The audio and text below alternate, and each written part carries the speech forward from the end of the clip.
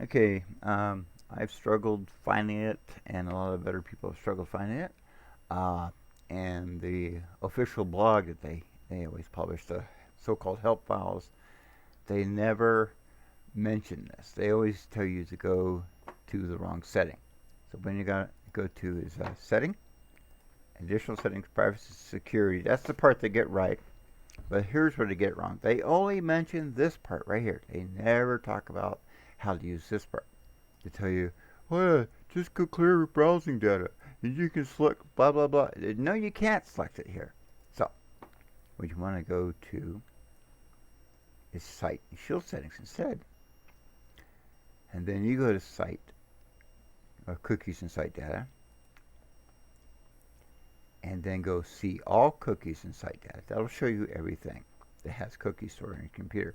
And here you can just delete the cookies, just like that. You can also delete individual things on this. See here? See? You can target very specific information here. So, like I said, instead of going to clear all site data or browsing data, go to site shield settings. And that's where you'll find it. Hope this helps.